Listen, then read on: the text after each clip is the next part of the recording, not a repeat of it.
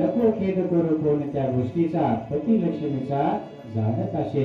भगवंताचं भजन जर आपण आवडीने केलं, भगवंताची कथा जर आपण आवडीने आपण ऐकली, श्रवण केली, भगवंताचं कीर्तन जर नामस्मरण केलं तर भगवंत आपल्या हृदयामध्ये प्रगट व्हायला वेळ लागू देत नाही. आपल्याला आनंद होतो का हो महाराज? ज्या वेळेस भगवंत आपल्या मनाला एक प्रकारची गोडी येते, मनाला ज्यावेळेस आनंद होतो कवा नाथ आणि ब्रह्म एक रूप झाल्याच्या नंतर किंवा स्वतःच्या चित्ताशी एकरूपता साधल्याच्या नंतर आपल्याला आनंद होतो. कारण का? परमात्मा हा आनंद स्वरूप आहे, सच्चिदानंद रूप आहे. आपण जसं म्हणतो सच्चिदानंद आनंदाचा हा भाग आहे आणि भगवंत हा आपल्या हृदयामध्ये आहे. ज्ञानेश्वर किंवा नाथ महाराजांनी नाथ भगवंतामध्ये अतिशय सुंदर वर्णन केले.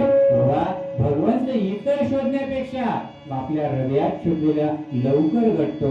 बाह्य रूपाने त्याला साधना करावी लागतं, बाह्य रूपाने आपल्याला शरीर साध्य करावं लागतं, परंतु मनामधल्या देवाला जास्त साधना करायची गरज नाही. कारण का? तैसा हृदयामध्ये रामो आस्था सर्व सुखाचा आरामो ती भ्रांताशी कामो विषयावरी. बाकी दुसरं काहीच नाही. आपला देव आपल्या हृदयात आहे. आपल्याला जीव लावणारा सगळ्यात कोणता देव काही असेल तर आपला देव आपल्याला जीव लावतो. कालांतराने वय आपलं म्हातारपण आल्याच्या नंतर घरचे सुद्धा आपल्याला घरी बसू देणार. इथं थुकायचं नाही, इकडे बाजूला जाऊन थुका. इथं खायचं नाही, तिकडे जाऊन थुका.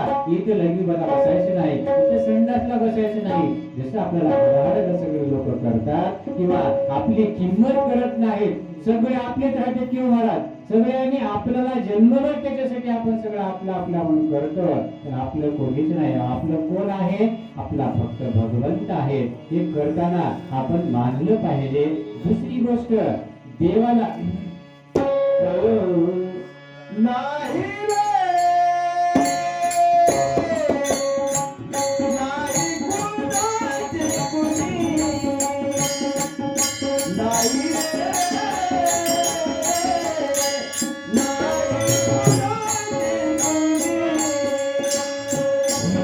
रे